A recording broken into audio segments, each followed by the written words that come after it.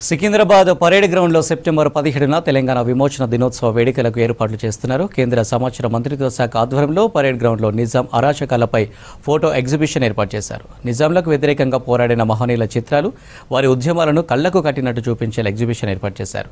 రేపటి విమోచన దినోత్సవం వేడుకలకు కేంద్ర బలగాలు పరేడ్ నిర్వహించాయి. ఇక ఈ ఫోటో ఎగ్జిబిషన్ విమోచన దినోత్సవం ఏర్పాట్లపై మరిన్ని డీటెయిల్స్ అనిల్ అందిస్తారు. పూర్తి చేసిన సర్దార్ వల్లభాయ్ పటేల్కు చెందింది. ఆ తర్వాత హైదరాబాద్ విమానాశ్రయ దినోత్సవం ముఖ్యంగా ఈ ఆంధ్ర మహాసభ అని కూడా ఇటు సురవరం ప్రతాప్ రెడ్డితో పాటు మాడపాటి హనుమంతరావు, బూర్గుల రామకృష్ణరావు, మందమూల నరసింహరావు, సో వీరి నేతృత్వంలో ఇక్కడ మనకు వారి ఫోటోలు కూడా ఇక్కడ ఏర్పాటు చేయడం జరిగింది. వారి నేతృత్వంలో ఆంధ్ర జన సంగమం అనే ఒక హైదరాబాద్ రాష్ట్రంలో ఆవిర్భావం చేశారు. వీరు అనేక సామాజిక, తర్వాత రాజకీయ, తర్వాత ఆర్థిక ఉద్యమాలకు కూడా దారితీశారు. తర్వాత స్థానిక భాషల పట్ల నిజాం యొక్క వైఖరి ఎలా ఉందంటే, రాష్ట్రంలో స్థానికంగా 85% ప్రజలు మాట్లాడే తెలుగు, మరాఠీ, కన్నడ భాషలను నిజాం ప్రభుత్వం, అంటే అప్పుడు ఉన్నటువంటి నిజాం ప్రభుత్వం పథకం ప్రకారమే ఒక కుట్రపూరిత చేసి వీటిని అణచివేయడానికి ప్రయత్నించింది. అంటే ప్రతి ఏ పాఠశాలలో చూసుకున్నా కూడా స్థానిక భాషలో బోధించడానికి కూడా అనుమతి ఇవ్వలేదు. తర్వాత ఈ గ్రంథాలయాలు, లైబ్రరీలు ఏవైతే ఉంటాయో ఆ రోజుల్లో హైదరాబాద్లో రాజకీయ చైతన్యం ముందు ఇటు సాహిత్య కానీ సాంస్కృతిక రంగానికి కానీ పునర్జీవం పొందింది. ఎందుకంటే 1901లో హైదరాబాద్లో శ్రీకృష్ణ దేవరాయ ఆంధ్ర భాష నిలయం గ్రంథాలయం అని కూడా ఏర్పాటు చేసి అందులో కూడా సాహిత్య కార్యకలాపాలు మొదలయ్యాయి. తర్వాత ఇటు బ్రిటిష్ సైన్యంపై కూడా తిరుగుబాట్లు కూడా జరిగాయి. ఎందుకంటే బ్రిటిష్ సైన్యము మద్దతు అనేది నిజాం నిరంకుశ పాలనకు బ్రిటిష్ సైన్యం మద్దతు ఇచ్చింది. అప్పుడు 1857 జూలై 17న దాదాపు 500 మంది రోహిలాలు హైదరాబాద్ బ్రిటిష్ రెసిడెన్సీపై దాడి చేశారు. ఆ తిరుగుబాటును కూడా ఈ సాలార్ జంగు అణచివేశాడు. సో అదిని కూడా కళ్ళకట్టలు ఇక్కడ ఏర్పాటు చేశారు. ఆ తర్వాత ఇటు వందే మాతరం ఉద్యమం ఉస్మానియా యూనివర్సిటీలో దాదాపు 1938 నవంబర్ 30న చేపట్టిన ఈ వందే మాతరం ఉద్యమం అనేది రాష్ట్రంలో రాజకీయ మేల్కొనకు దారితీసిందని కూడా చెప్పచ్చు. ముఖ్యంగా ఈ యూనివర్సిటీలో లోపలికి అంటే విద్యార్థులను కూడా నిషేధాన్ని ధిక్కరించి ప్రభుత్వం అణచివేత చర్యలకు కూడా భయపడకుండా ఈ వందే మాతరం ఆలపించడంతో వారి కార్యకలాపాలను కూడా అప్పుడు ప్రారంభించారు. ముఖ్యంగా తర్వాత ఇటు క్విట్ ఇండియా ఉద్యమం, గాంధీజీ ఇచ్చిన విజయమే వీర స్వర్గము కరో యు మరో పిలుపునకు అప్పుడు హైదరాబాదులో ప్రజలు స్పందించారు. సో ఎంతో ప్రభుత్వం అంటే ఎందరో తమ ఉద్యోగాలకు కూడా రాజీనామా చేసి యుద్ధంలో పాల్గొని అరెస్ట్ అయిన అంటే ఫోటోను కూడా ఇక్కడ మనకు ఏర్పాటు చేశారు. ఇది క్విట్ ఇండియాకు సంబంధించింది. తర్వాత ఇటు రజాకార్ల దమనకాండ కూడా హైదరాబాద్ సంస్థానం పరిధిలో అప్పుడున్నటువంటి ఆంధ్ర మహాసభకు సంబంధించినటువంటి కార్యకలాపాల్లో ప్రజలు వస్తున్నటువంటి రాజకీయ చైతన్యం, తర్వాత 1926లోనే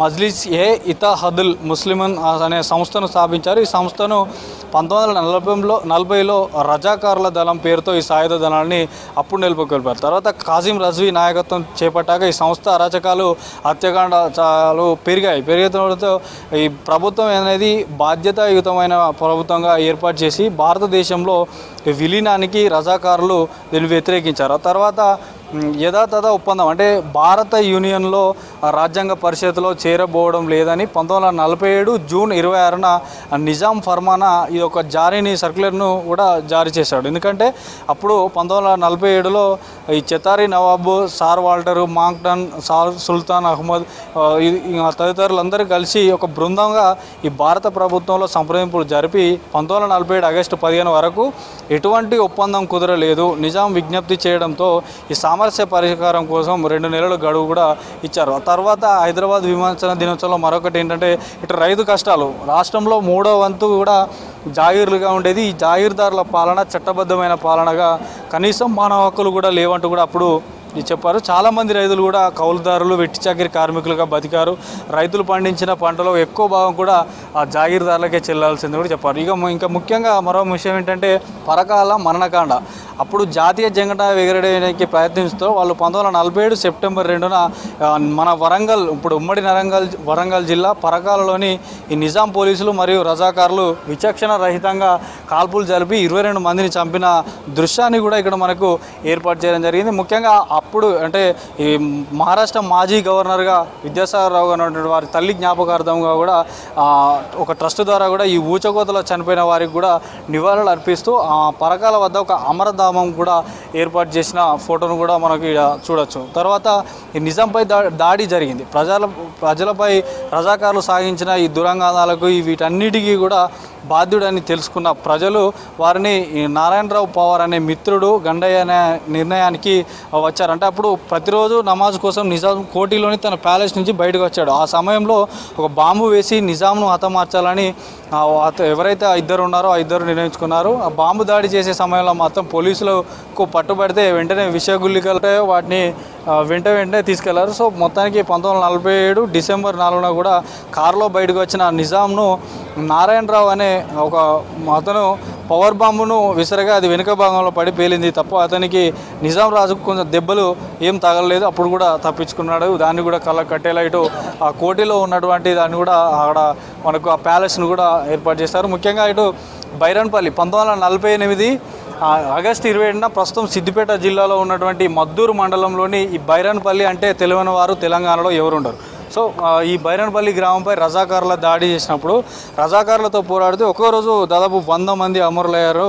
ఆ గ్రామంలోని మహిళలు కానీ బతుకమ్మ ఆడిస్తూకుంటా బలవంతం చేసేవారు అప్పుడు ఉన్నటువంటి రజాకారులు. సో ఈ రజాకారుల దాడి నుంచి తమకు తాము రక్షించుకోవడానికి గ్రామస్తులు తమ గ్రామంలో నిర్మించుకున్న బురుజు ఏదైతే ఇది ఇటుకలతో కట్టినటువంటి పెద్ద బురుజు ఉంటుంది, ఇప్పటికి కూడా తెలంగాణలో ఆ యొక్క గ్రామంలో ఉంది. ఆ తెలంగాణ ప్రజల సాయుధ పోరాటానికి ఇదొక చారిత్రాత్మక సాక్ష్యం అని కూడా చెప్పారు. తర్వాత ఈ పోలీస్ చర్య ఆపరేషన్ పోలో హైదరాబాద్ సంస్థానంలో నేను ఇందాక చెప్పినట్టు ప్రజలపై కొనసాగుతున్న హింసాత్మక ఘటనలను ఈ అత్యాచారాలను గమనించిన అప్పుడున్నటువంటి భారత ప్రభుత్వం పోలీస్ చర్య చేపట్టిన ప్రజలు కాపాడాలని 1948 సెప్టెంబర్ 9న నిర్ణయించారు. ఇదే విషయాన్ని అప్పుడున్నటువంటి కేంద్ర మంత్రి మీనన్ కూడా సెప్టెంబర్ 10న నిజాంకు ఒక హెచ్చరిక లేఖను కూడా రాసి వాటిని కూడా కట్టడి చేసే ప్రయత్నం చేశారు. ముఖ్యంగా ఇటు నిజాం కూడా లొంగుబాటు అయిన విషయం అంటే ఒక ఫోటోను కూడా మనం ఇక్కడ చూడవచ్చు. యుద్ధ విరమణం చేస్తున్నట్టు రజాకారు దళాలను రద్దు చేసినట్టు కూడా సెప్టెంబర్ 17న KM మున్షి ద్వారా భారత ప్రభుత్వానికి సమాచారం పంపారు. ఆ తర్వాత హైదరాబాద్ సైన్యాధిపతి ప్రిన్స్ అజం లాంఛనంగా అసఫ్ జాహీ పథకాలను అవనాతం చేసి లొంగిపోయినట్టు కూడా సెప్టెంబర్ 17న లొంగిపోతున్నట్టు అదే రోజు సాయంత్రం కూడా లొంగిపోతున్నట్టు డక్కన్ రేడియో ద్వారా ప్రజలకు మొత్తం తెలియజేశారు. తర్వాత హైదరాబాద్ విమోచన దినోత్సవంలో భాగంగా ఈ రామ్జీగౌడ్ అంటే నేటి నిర్మల్, ఊట్నూరు, చెన్నూరు మరియు ఈ ఆసిఫాబాద్లతో గిరిజన ప్రాంతాలను పాలించిన గోండు, రామ్జీగౌడ్ వీరందరూ కూడా బ్రిటిష్ పాలకు నిజాం సైన్యానికి వ్యతిరేకంగా దండయాత్రను కూడా చేస్తారు. అది కూడా చూడవచ్చు. తర్వాత బండి యాదగిరి బండెనుక బండి కట్టి 16 బండి కట్టి ఏ బండ్లే పోతావు కొడుకో నిజాం సర్కార్ కూడా అంటూ కూడా అందరిని అప్పుడు నిజాం నిరంకుశ పాలనకు వ్యతిరేకంగా ఒక చైతన్యం రగిలించి ఇక్కడ సూర్యాపేట జిల్లా నూతనకల్ మండలం వెంకయ్యపల్లిలో ఈయన బండి యాదగిరి జన్మించాడు. ఈ పాట కూడా తెలియని వారు తెలంగాణలో ఎవరు ఉండరు. ఎందుకంటే చాలా కూడా నిజాం వ్యతిరేకంగా ఉద్యమంలో కొనసాగారు. తిరుమల ప్రాంతంలో జరిగిన దాడిలో కూడా బుల్లెట్ తగిన గాయపడి ఆయనకు జైలుకు కూడా తరలి వచ్చి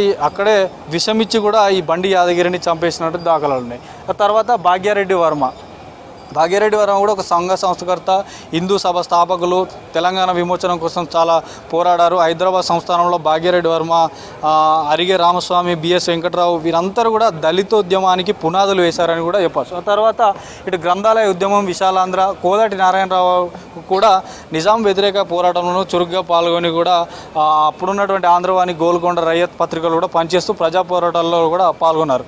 తర్వాత వందే మాతరం రామచంద్రరావు వీరు అసలు పేరు వావిలాల రామచంద్రరావు. ఉస్మానియా యూనివర్సిటీలో వందే మాతరం ఉద్యమ సందర్భంలో ఈ రామచంద్రరావు చాలా పేరు వచ్చింది. 1939 ఫిబ్రవరి 9న కూడా అరెస్ట్ అయ్యి అప్పటి జైళ్ల శాఖ డీజీపీగా ఆదేశాలను ధిక్కరించి కూడా ఈ వందే మాతరం గీతాన్ని ఆలపించాడు. ఆ తర్వాత ఇటు తురేబాజ్ ఖాన్ 1857లో మరణించాడు. ఇతను కూడా సిపాయిల తిరుగుబాటు సమయంలో హైదరాబాద్ రాష్ట్రంలో బ్రిటిష్ వారికి వ్యతిరేకంగా పోరాడిన ఒక విప్లవకారుడు. హైదరాబాద్లోని బ్రిటిష్ రెసిడెన్స్పై దాడి చేసినందుకు కూడా వీరిని గుర్తిస్తారు. తర్వాత మౌలి అలావుద్దీన్, ఇటు కేవీ రంగారెడ్డిగా ప్రసిద్ధులైన కొండ వెంకట రంగారెడ్డి తెలంగాణ జాగీర్దారులపై పోరాడిన స్వతంత్ర సమరయోధుడు.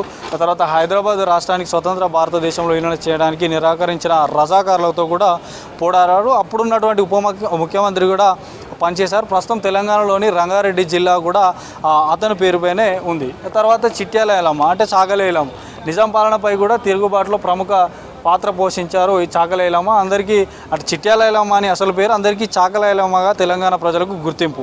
వీరేంటంటే రామచంద్రారెడ్డి ఆగడాలపై కూడా అప్పట్లో నిజాం నిరంతరతకు వ్యతిరేకంగా కూడా పోరాడారు. తర్వాత సురవరం ప్రతాపరెడ్డి వీరు కూడా హైదరాబాద్ రాష్ట్రం గద్వాల్ జిల్లాలోని బోరవెల్లి గ్రామంలో జన్మించారు. తర్వాత డాక్టర్ బుర్గుల రామకృష్ణరావు మహబూబ్నగర్ జిల్లా కల్వకుర్తికి చెందిన ఆయన స్వామి రామానంద తీర్థతో పాటు రాష్ట్ర కాంగ్రెస్ సహా వ్యవస్థాపకులతో ఒకరు.